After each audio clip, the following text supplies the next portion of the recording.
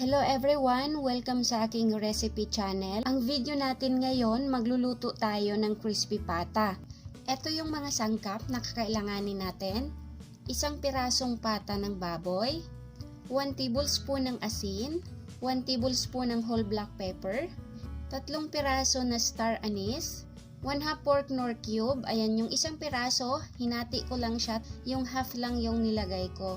Pero pwede rin naman na yung isang buong nor, yun na yung ilagay. So, walang problema doon. Depende na sa inyo. 7 to 8 cups ng tubig para to sa pagpakulo. 5 cloves ng garlic, tapos i-crush natin. Isang large na onion. 4 na piraso ng bay leaves. 1/4 teaspoon ng powder black pepper. At meron tayong additional na 1/2 teaspoon ng salt. Gamitin natin to after maboil yung pata before natin i-fry yung ating pata. Saka natin siya i-apply yung 1/2 teaspoon ng salt. At syempre, yung gagamitin natin na cooking oil para sa deep fry. Dito tayo mag-umpisa sa pagpalambot ng ating pata. Dahil malaki yung pata na nabili natin, ilalagay ko na siya dito bago pa magpakulo ng tubig kasi mamaya mahirapan tayo maglagay niyan kasi mainit na yung cooking pot. So, ilalagay ko na siya dyan, tapos lalagyan natin ng tubig. Yung nilagay kong tubig dito, bali 7 cups. Ilagay na rin natin yung mga seasonings. Ito yung paminta na buo, yung laurel, yung star anise, at yung ating crushed garlic. Tinanggalan ko lang siya ng dulo, tapos pinitpit. So, yan. Yung hiniwang onion at yung ating asin. Tapos, yung pork nor cube. Ngayon, dalhin na natin to doon sa ating stove para mapalambot. Takpan na natin siya at buksan na natin yung apoy. Palambutin natin to ng mga 1 oras. Yung gamit nating apoy, medium heat.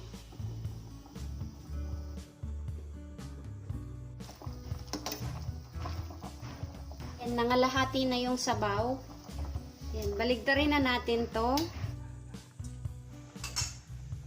Takpan natin siya ulit. Tapos, palambutin natin ng another 30 minutes. Meron tayong mga seasonings dito. Bali, gagamitin natin to kasi gagawa tayo ng sauce. So, ito yung sauce na sausawan natin mamaya. Gagamit ako dito ng 3 tablespoon ng suka.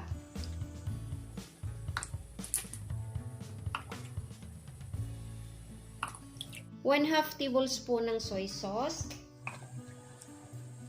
3 large na kalamansi. Ayan, pigain natin siya.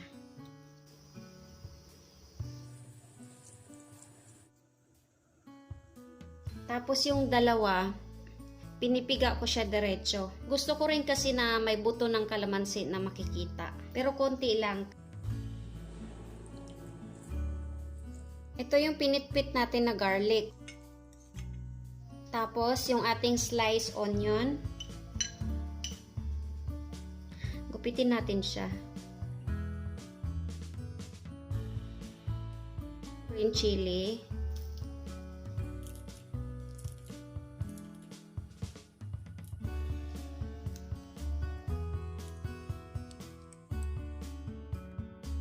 Tabi muna natin to.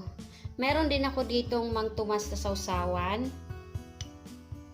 Spicy yung flavor. Masarap din to. Hindi siya nakakaumay kasi kailangan talaga maanghang kasi medyo mamantika yung ating recipe ngayon. Meron din tayo ditong slice na cucumber at saka tomatoes. Ilalagay natin mamaya to sa plating para maganda yung plating natin. 3 pirasong medium size na tomatoes. Tabi muna natin. Konti na lang yung sabaw. Paubos na siya. So, tamang-tama lang din yung nilagay natin na tubig. So, kailangan natin siyang hanguin. Ito na yung ating pinalambot. So, kailangan natin siyang palamigin. Kasi umuusok pa siya eh. Oh. Pero malambot na siya. Ayan. Andito yung gagamitin natin na malaking kawali.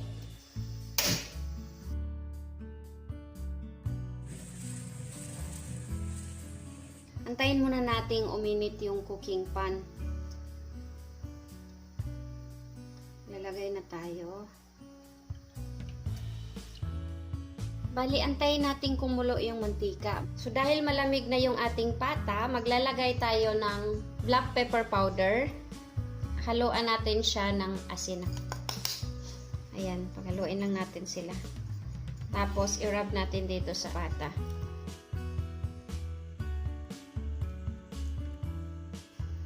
Ayan. So, ready na to pang deep fry. Ayan, mainit na yung ating mantika. Ilalagay na natin yung pata.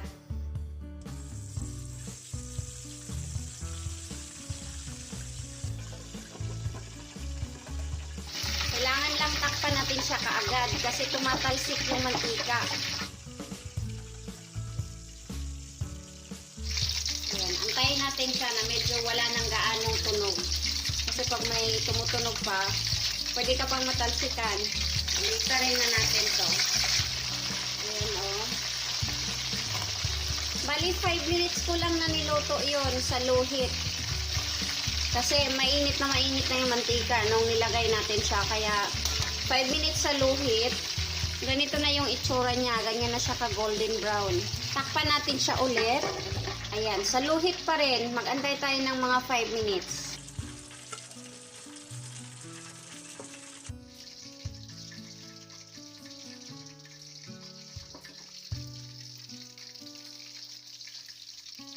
Ang ganda ng pagka-golden brown niya.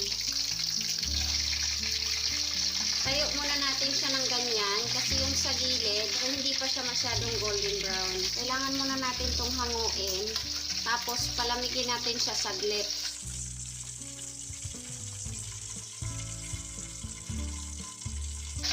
Ayan. Naka-turn off na lang yung apoy kasi lutuin pa natin to ulit ng pangalawang beses para talagang malutong na malutong. After nyan, sasalang natin ulit. Buksan natin ulit yung apoy. Antayin natin na medyo kumulo yung mantika. Bali, ito na yung pangalawang deep fry. Tapos tanggalin natin to kasi baka dumikit doon sa balat ng pata, masisira yung balat. Kailangan maganda yung balat. Ayan. Lagay na natin ulit yung ating pata. Takpan lang natin agad para hindi tayo matalsikan. Low heat pa rin yung gamit natin. 5 minutes pa rin bawat side. Baliktarin na natin ito.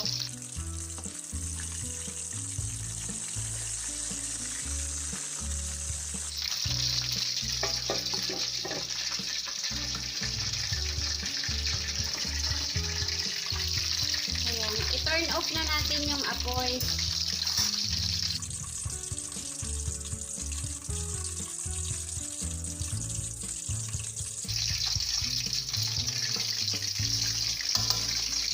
Hanguin na natin. Lagay ko na siya sa plato. Ito na yung finish ng ating crispy pata.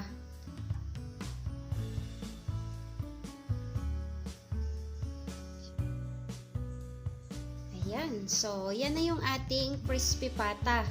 Napakaganda ng ating plating ngayon. Sobrang sarap nito, guys. Ayan, oh.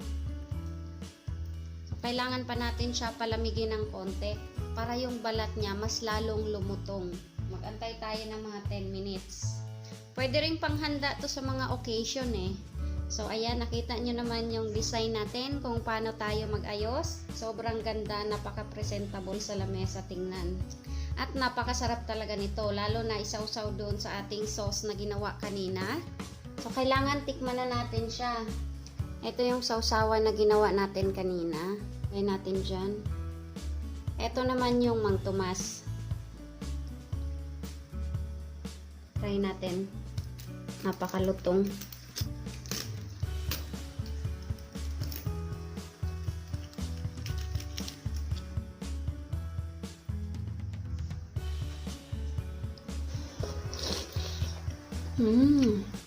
Sarap.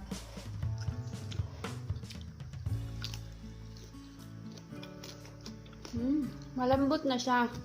Mainit nga lang.